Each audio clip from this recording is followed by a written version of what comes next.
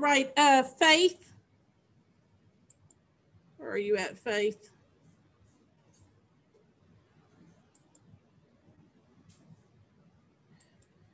Faith, you missed the test yesterday. So you'll need to come to Zoom tutorials after school today to take that test. If you can give me a thumbs up.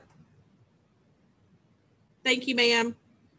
And Raul, you still have a quiz from last, I really don't remember what day, maybe Monday, I think, that you need to come into Zoom tutorials and take also.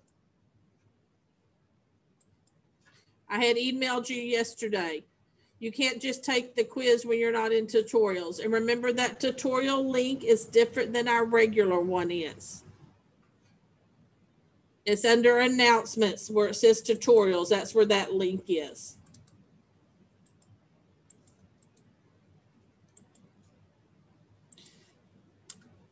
So the tests overall were pretty good. I think the average was about an 80. All right, I'm gonna stop and do my attendance real quick.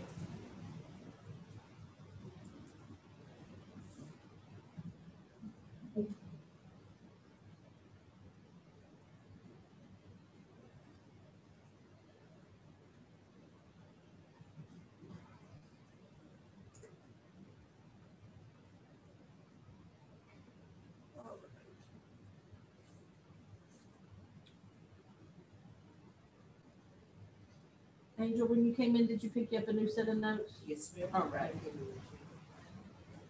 Notes simpleness except for Crystal and Angela. Nope.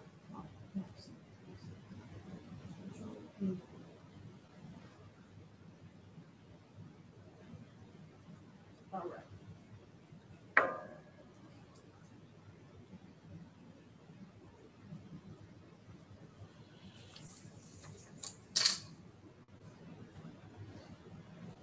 So the notes that we're going to start today is a new unit, but it will not be on the 6 weeks test.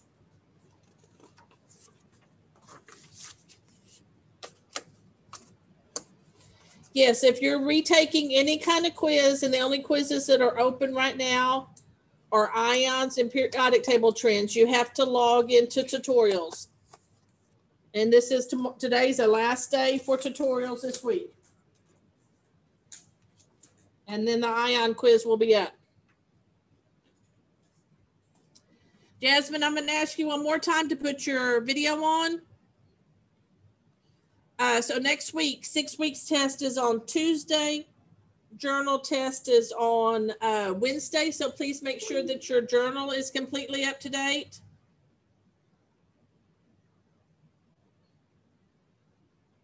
That's it. All right. Sorry, one sec. All right, Jasmine, I'm going to take it. That means you don't really want to be part with us today. So we'll see you later. Jasmine, remember, you can always go on YouTube video and see what you miss. The test will cover the 2 units that we've covered, and the review will be in quiz by this week. So you have plenty of time to do some preparation for it. All right, let's get with our notes for today. We're doing just notes today, and then tomorrow we'll pick the practice up on it. So these are new notes. If you go into your Google Classroom, under notes, you should be able to find them.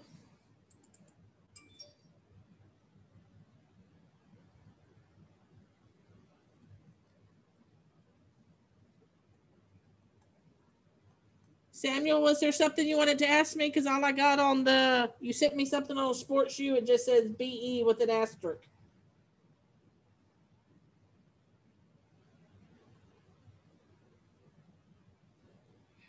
All right, I give up. All righty, let's start here with for zip.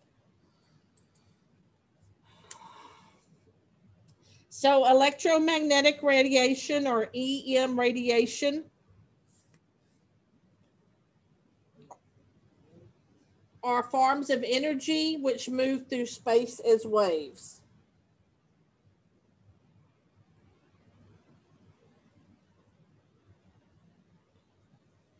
And where it says types, you'll want to list these different types: visible light, X-rays, UV light, infrared, radio waves. All of those are different kind of waves that can travel at different frequencies. Out of those, we only can see the ones that fall within the visible light range.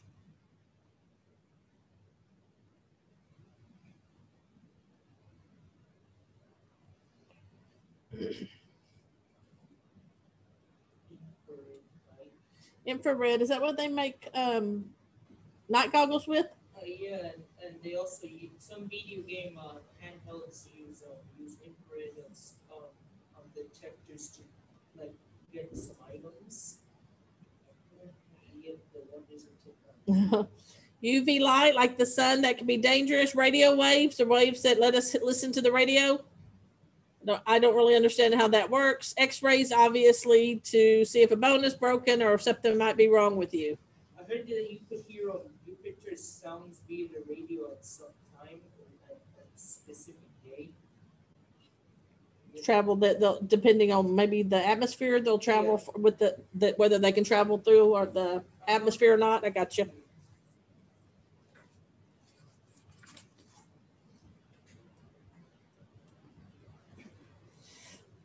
So all electromagnetic waves travel at the speed of light, which is 3 times 10 to the 8th meters per second.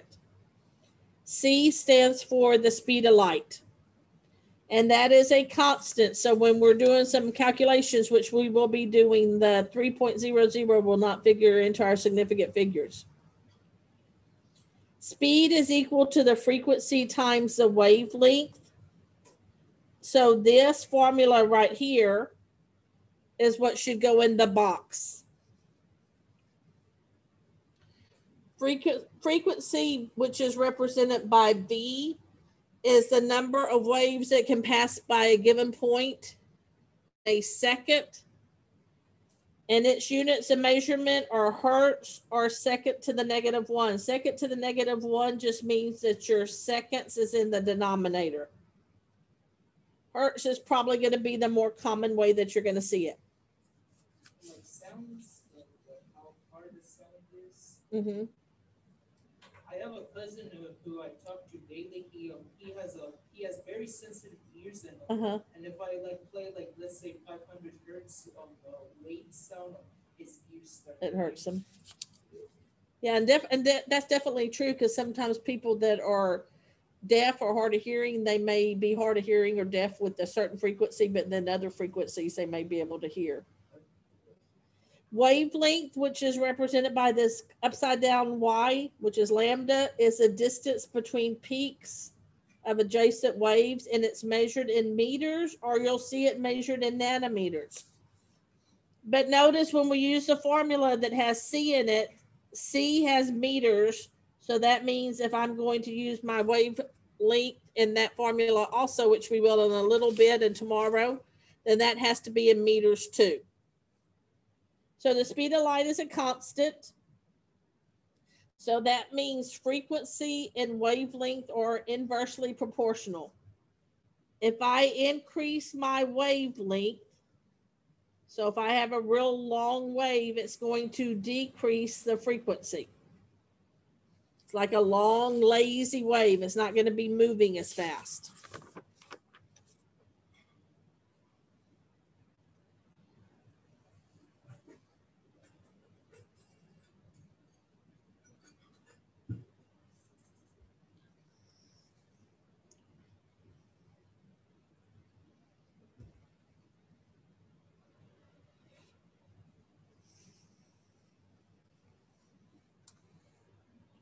So if we look here, my wavelength would be from the peak of one wave to the peak of another, and how many times that would pass within a second would give me my frequency. But you can see if we have a shorter wavelength, it's going to have a higher frequency because it's going to be able to pass that point more quickly. It's thinking of the speed of it. If it has a higher frequency, it also has higher energy. E is what I always use for energy. If it's a long wave, then it's slow, it's low frequency, low energy. All those things go together. All right, so let's look at one of our examples using our problems. Our equations, both equations that we're doing today are those nice equations that'll fit into a little triangle if you like that. So speed of light is equal to frequency times wavelength. So it says find the frequency of a photon with a wavelength of 434 nanometers. So if I'm trying to find frequency, that means it's going to be C divided by wavelength. C is the speed of light, and that is always 3 times 10 to the 8th meters per second. Now, the problem with my wavelength right here is it's in nanometers. And as I said earlier, if I'm using C, I need that measurement to be in meters, so they'll cancel out. So we did conversions, metric conversions earlier. 434 nanometers. We would use our conversion of 1 nanometer is equal to 10 to the negative 9th meters. So that means if I just take my 434 and tack on my 10 to the negative 9th, that is the easy way to convert nanometers to meters. You're not going to have to do a bunch of metric conversions with this. It's very common for wavelength to be measured in nanometers. So the only conversion you're going to have to do is taking nanometers to meters. So if you'll keep your number the same and add 10 to the negative 9th, that'll get you that conversion. You take your top number divided by your bottom number, and remember your bottom number, because it has this exponent, it's going to have to be in parentheses, or if not, the calculator doesn't do the right order. My meters cancel out. I had 3 sig figs to start off with, so my answer should be 3 sig figs, so 6.91 times 10 to the 14, and I'm measuring frequency, so that's hertz, or second to the minus 1, but like I said, hertz is probably going to be your more common one. So these formulas are just taking numbers and kind of rearranging your formula and plugging it in. This one, and we're going to do another one.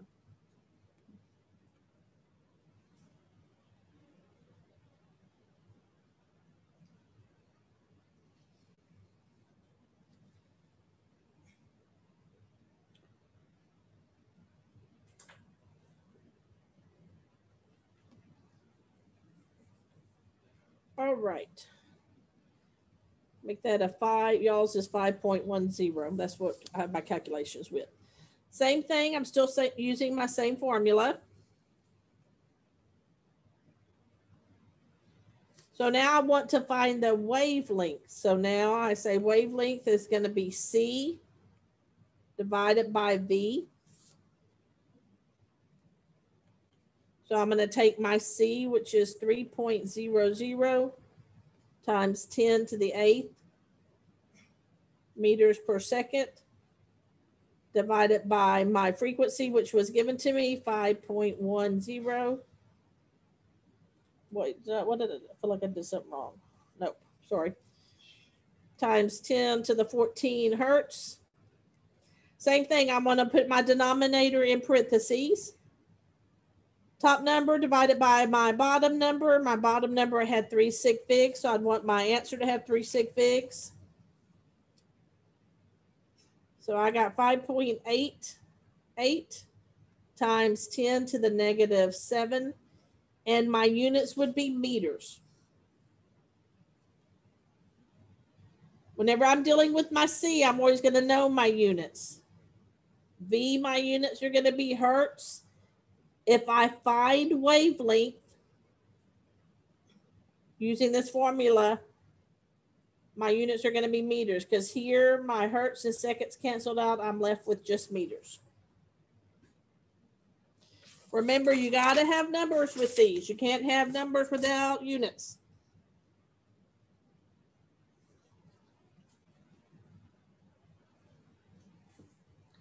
All right.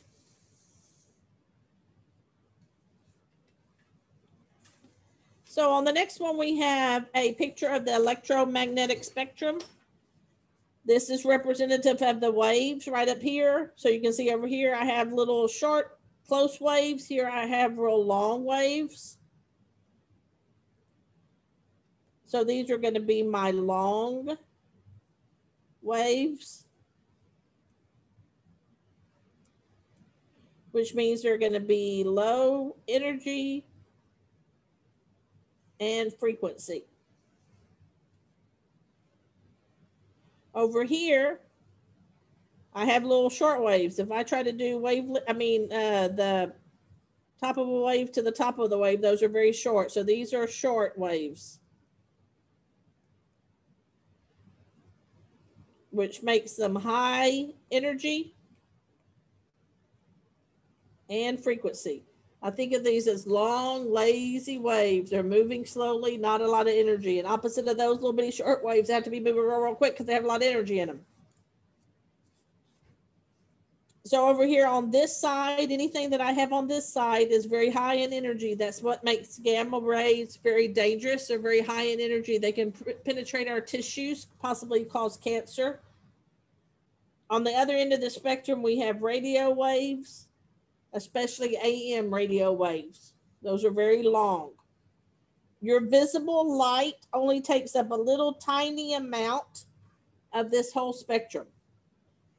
That's all of these waves that we can see are the ones that fall in that frequency. And if we pull those out, we'll see that the red is on the long end as far as colors go. And indigo is on the short end as far as colors go. So red has a longer wavelength, indigo has a shorter wavelength. So this is where you get your Roy G Biv. So if you start with Roy, that's on the longer side of your wavelength.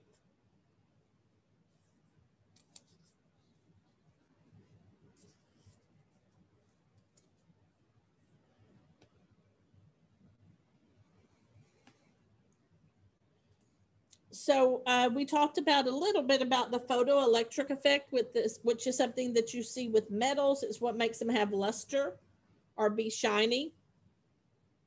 So electrons are emitted or given off from a metal when light shines on it. Because when you hit something with light, that's putting energy into it. And when you put energy into a system on a metal, then that's going to cause those electrons to increase their energy and they would be emitted. So the electrons are ejected or given off, and that's what we see whenever something is shiny or has luster. And that radiant energy is transferred in units or quanta of energy called photons. Photons are like little packages of energy.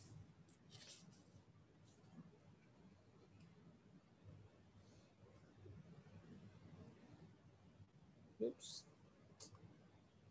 Sorry about that.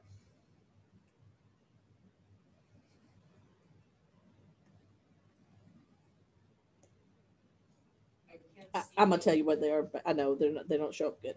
So when a specific or quantized amount of energy is exposed to an atom, the electron jumps from its ground, that's ground state, or original state, and the second word, I'm sorry that you can't see, is excited state. Excited? Yes, sir.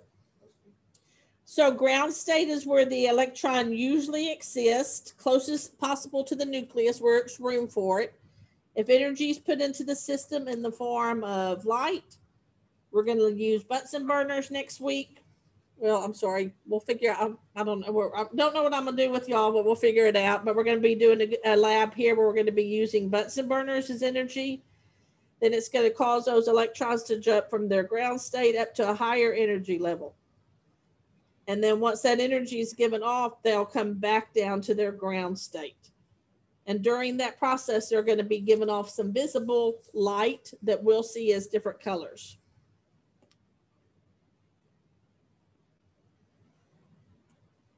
So when the excited electron returns to the lower energy levels, it releases, is the first blank. Energy in the form of light is the second blank that you can't see. So releases and then light. Yes, sir. And then light. Yes, sir.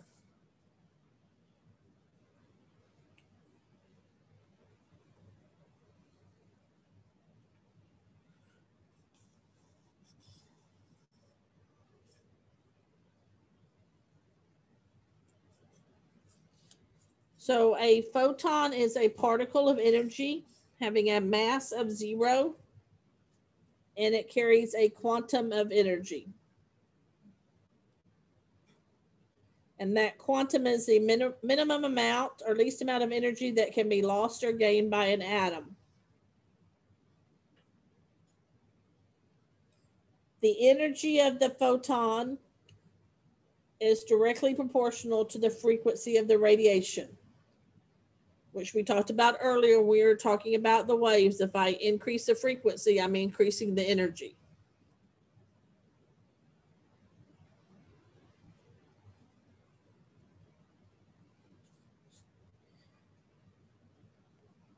So this formula goes in your second box.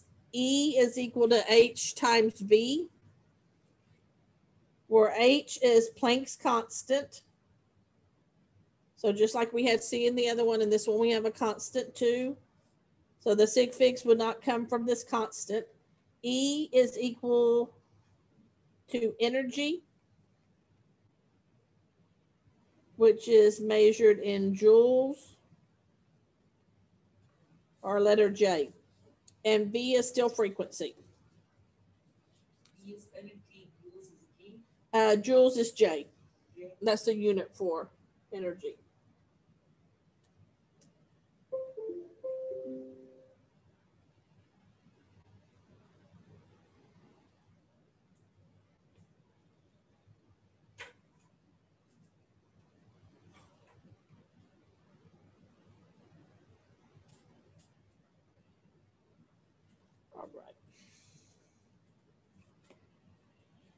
All right, so let's look at a couple of those. Once again, still can go in my little nice triangle, EHV. So find the energy of a photon with a frequency of, and then I'm giving my frequency. So that's simply filling in my formula. Energy is equal to H, which is Planck's constant, 6 times 10 to the negative 34 joules times seconds. And remember that number is always going to be H. And I'm going to multiply that by my frequency, because H times V. My frequency is 4.57 times 10 to the 14 hertz. Hertz and seconds cancel out. So you're left with just joules, which should be correct because we're measuring energy. So simply a multiplication. 3 sig figs. So my answer should have 3 sig figs.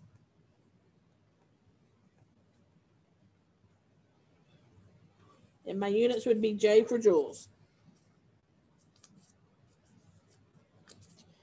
So these problems in using the electromagnetic spectrum, that's what y'all are going to be working on tomorrow. And then this is what we'll have our quiz over on Friday. All right, let's look at one more of those. So on my next one, still trying to find energy. It says find the energy of a photon with a wavelength of 600 nanometers. That's all I have. Well, that's not going to allow me to use this formula. because for this formula, I have to have frequency. But if I use the other formula first, which was CV wavelength, I can use this formula and I can find the frequency, and then I can take the frequency and plug it in. So we're going to have to use first both formulas. So frequency is going to be the speed of light.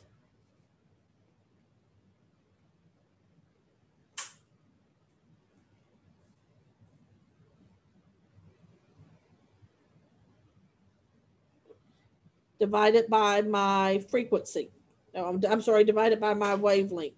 And once again, this wavelength has to be in meters. I can't have it in nanometers. So I'm going to do my 690 and I'm going to tack on times 10 to the negative 9th. And that'll get me to meters. I only have 2 sig figs. Remember that 0 is not significant. So when I do my first calculation, I get 4.3 times 10 to the 14. And that unit is hertz because I'm finding frequency. Now that I have frequency, I can find what I wanted to, which was my energy. So my energy is going to be my Planck's constant. 6 times 10 to the negative 34 joules per second. And I'm going to multiply that times the frequency, which I calculated.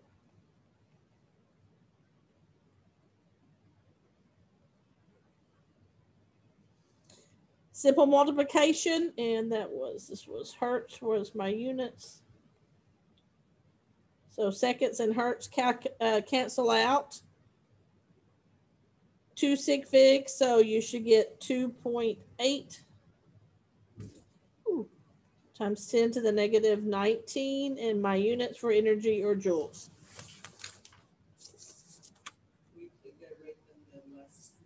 Thanks, thank you for.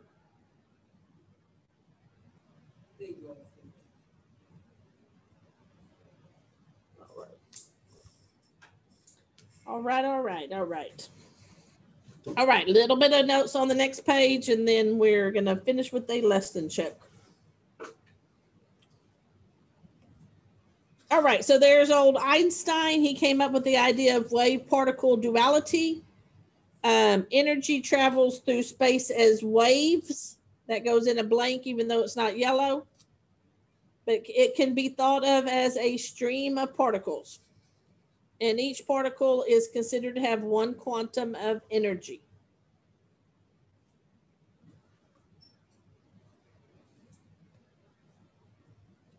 So ground state is the lowest energy state of an atom. That's when all the electrons in that atom are at their lowest energy level. Excited state is a state in the atom where it has a higher potential energy, because the electrons have moved from the ground state up to higher energy levels when some energy has been put into the system. That's how neon lights work. The energy being put in is usually electricity, and it's causing those electrons to change orbitals. And in the process of doing that, when they come back down to their ground state, they give off colors in the visible section of the electromagnetic wave spectrum, and we can see that. I don't know that they may not now, but I don't know for sure on that. Okay. On this particular slide, there's nothing for you to put into your notes, even though there's something in yellow. But so when an electron goes from its higher energy level back down and it gives off these colors, those colors could be captured through what's called a bright line spectrum. And since an element always has the electrons in the same configuration, that bright line spectrum should always be the same for the same element. Should be a way that would help identify an element. So, for instance, when we do the lab next week and we have some little wooden sticks that I've been soaking in different solutions, if I have one that's been soaking in lithium, it should always burn pink, because the electrons are always going to behave the same way whenever regard to lithium. So these are the things that causes fireworks to be whatever color they should be. people can actually plan what color they want their fireworks, or that stuff that you throw into your fire that kind of sparks up and gives it different colors to look pretty. That comes from this idea.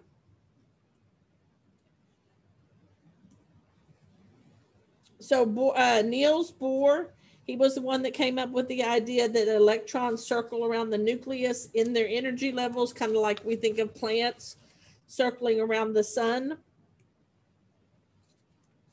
And he's the one that first talked about energy orbits and energy levels. So electrons can circle the nucleus only in allowed paths or orbits. That's going to be the next blank you should need to fill in, I think. Yeah, under Bohr model. In other words, it's not just random. It actually has to do with the energy of the electron that's going to dictate where it moves. The energy of the electron is greater the farther it is from the nucleus. And so since an electron wants to be at the lowest possible energy level, it wants to get as close to the nucleus as possible. And that's what's called its ground state. Electromagnetic radiation is emitted when electrons move closer to the nucleus, when they go back to their ground state. And in this process, if it's within the visible spectrum, then we would be able to see it as different colors.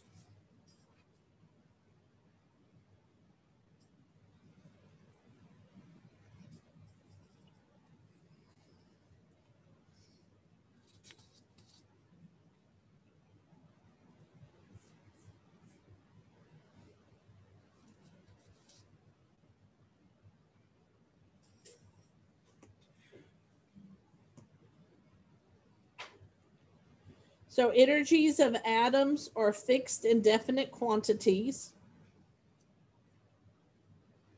Energy transitions, which would be their movement between energy levels, occurs in jumps of discrete amount of energy. Electrons only lose energy when they move back to a lower state. So in other words, if I have electrons down in N1, which would be energy level 1 closest to the nucleus, and they jump up here, let's say to energy level 7, then depending on how far they fall, they're going to give off different colors. And so then we end up seeing different colors given off if we burn them, which is what we'll do next week, or in that bright line spectrum. And that should be repeatable, once again, because the electron configuration of any element can be predicted. The problem with all this is that it doesn't really work for atoms larger than hydrogen. So that's one atom out of all the periodic table. And it doesn't really lead to chemical behavior. So we talk about it some, but then we'll move on into next week to see that really a better model is going to be our quantum model. All right, you'll need to get out. Well, y'all don't need to get out your Chromebooks. I know those of y'all are at home already have your Chromebooks out. If you go into your Google Classroom, down to where it says exit ticket, I have it in there, but it's actually a lesson check. And that is a good link. So you should be able to click on there. And then it'll open up a little 10-question lesson check. So you can use your notes. And I will put back up the electromagnetic spectrum. So maybe you don't have to flip back and forth on your notes when you need that. So complete that first. Once you've completed that, then you can leave. And I'll see you tomorrow. Do not leave until you've completed it, please. For those of you that are coming for tutorials. Okay, Samuel, I got it. Thank you. For those of you that are coming for tutorials, like I said, give me about 3:35 or so to open it up. Because not all my students leave at 3:30. But then I will have it open. could ask my mom if I could go to the toilet because today's a Wednesday and I have to go to CCB. All right, Gabriella, thank you. All right, and tomorrow and the next day we will quiz over what we went over today. That quiz will not be till Friday, so you'll have some practice tomorrow.